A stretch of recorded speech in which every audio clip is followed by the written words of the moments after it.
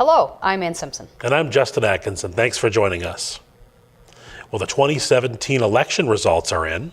In St. Paul Park, Sandy Dingle was elected as mayor.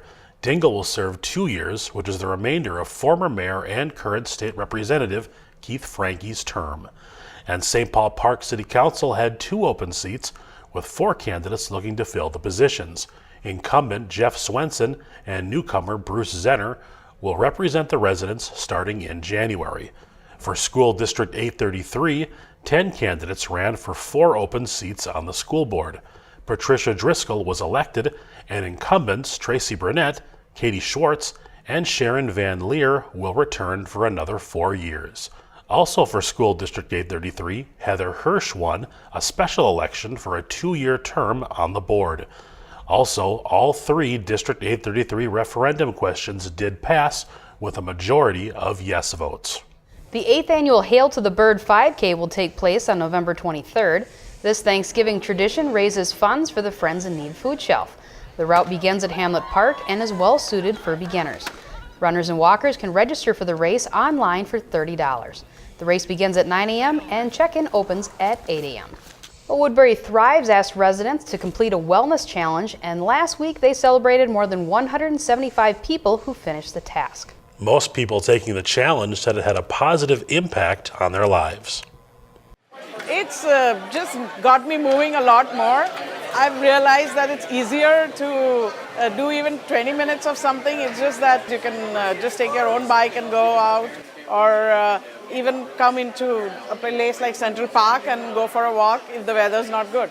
So just made me more aware. Our whole thing is that we want Woodbury to be a healthier place, mentally, physically, and we thought a fun challenge like this would encourage people to get together and continuing doing these physical challenges. The Wellness Challenge encouraged people to get active and be involved in the community. One lucky participant even won a kayak from Cabela's. Well, entries for the Cottage Grove photo contest are now being accepted. Through December 29th, residents can share their photos of Cottage Grove celebrations, nature, landmarks, and more. Winners in each of the 5 categories will receive a $50 prize and a certificate from the City Council. Winning photos will also be used by the city on social media and in communications. Check out a full list of contest rules on the city's website. On November 17th, the St. Paul Park Fire Department will be holding their annual ham and turkey raffle at Park Place Sports Bar. The raffle will start at 4 p.m. and end when the prizes run out. Money raised will be used for training and gear. Central Park will hold an art fair on November 18th in Woodbury. From 10 a.m. until 3 p.m., local artists will show off their paintings, pottery, crafts, and jewelry. This event is free to attend. Well, since January 1st, there have been nearly 35 deaths due to residential fires in Minnesota. Firefighters in Washington County know the best way to prevent these tragedies is to check your smoke detector. Today we're going to talk about the importance of making sure you have good batteries in your smoke detectors and carbon monoxide detectors. The risk of dying in a home fire is cut in half when you have working smoke detector batteries, and carbon monoxide is a colorless, odorless gas that you may not know is there unless you have working batteries in your carbon monoxide detectors. Now we're going to go through the steps of changing your smoke detector batteries. Just reach up and you turn your detector counterclockwise to release it from the ceiling. If it's hardwired, you may need to disconnect a little wire here. There will be a plate here sometimes. You have to just open that up, and then you can take out the old batteries. In this case, they're AA batteries. A lot of times they'll be 9 volts. Either way, the steps are the same. Put the new ones in, making sure that they're facing the correct direction. It may alarm like that just to let you know that it's got power. Then you would simply replace this casing here if it's there. And if it's hardwired, you go back up, you would reconnect that wire, push it up to the ceiling, and twist counterclockwise until it's secure. To test your smoke detector batteries, simply reach up, press and hold the button. It'll cycle through its alarm and then it'll shut off. It's important to check your smoke detectors and carbon monoxide detectors at least once a month and change the batteries twice a year. A good way to remember to change the batteries is daylight savings time. When you change your clocks, change your batteries. Remember, smoke detectors have a normal lifespan of 10 years. Even if you've performed regular maintenance and the detector is still working, it's still recommended that you replace them according to the manufacturer's instructions. In addition to checking your smoke detectors, it's also important to check your carbon monoxide detectors. There should be one located on every level in your home. A good rule of thumb is to change those batteries while also changing the batteries in your smoke detector. The Woodbury Public Safety Department will offer a hands-only CPR course on November 16th at 6:30 p.m. The hour-long course will take place in the Woodbury Public Safety Education Room and will cover the steps of hands-only CPR and how to use an AED. This program is free to attend, but an adult must accompany children under 13. You can now nominate homes for St. Paul Park's annual Holiday Lights contest presented by Anchor Bank. Nomination forms are at City Hall as well as on the city's website and are due by December 8th. The judging criteria will be on quantity of lights, decoration, creativity, and theme. Awards will be announced at the January council meeting, and the first place winner will receive a $100 MasterCard. Recent natural disasters in Texas, Puerto Rico, and California have placed a burden on blood banks in the U.S.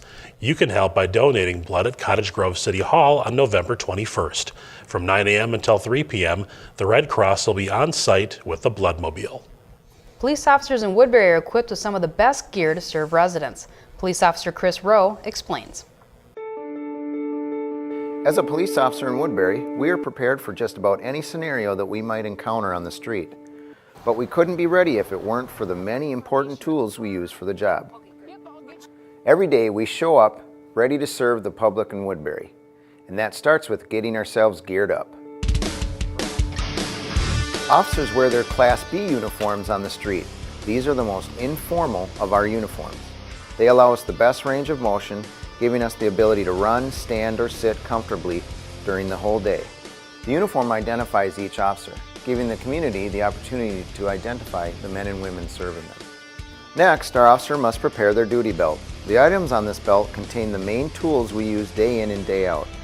Underneath the duty belt, the officers wear a standard belt used to hold our pants in place. Duty belts are velcroed to the inner belt to provide extra stability.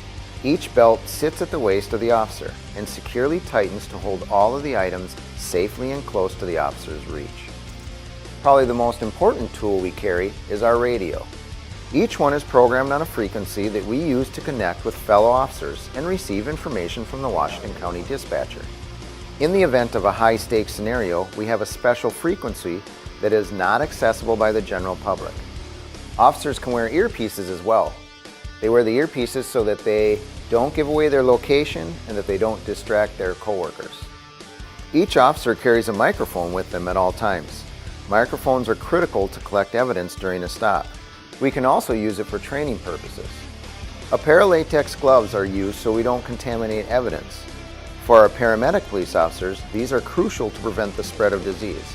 Of course, each cop has a pair of handcuffs. We use these to restrain suspects during legal searches or arrests. They tighten around the wrist to prevent suspects from hurting us or the general public. At the end of the day, with the tools, knowledge, and skills given to us by our department, we believe we have one of the best trained departments in the Twin Cities. You can learn more about Woodbury police tools on the November episode of First Response. Now here's a quick look at some upcoming meetings you might want to attend.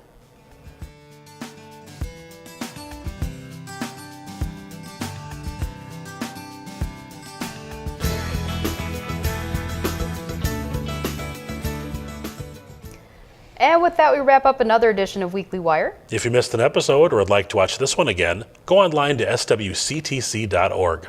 Click on the Watch Programming button found on the lower portion of the homepage, then select Weekly Wire. And of course, you can always stay up to date with us on social media on Facebook, Twitter, and Instagram. Well, Justin, November 11th is Veterans Day. Yes, and we produced a Veterans Day special called The Salute to Veterans, which consists of 3 stories about veterans living in our communities. And they shared some amazing stories with us, so we just want to encourage everybody to check that out. That's right. It's currently airing on Channel 18. It can also be found on our website at swctc.org. It's a great special featuring some really interesting people. Yeah, we just want to say, something nice about the veterans in our communities, and this is a great way for us to do that. Yeah, thanks to all the veterans, and we'll see you next week.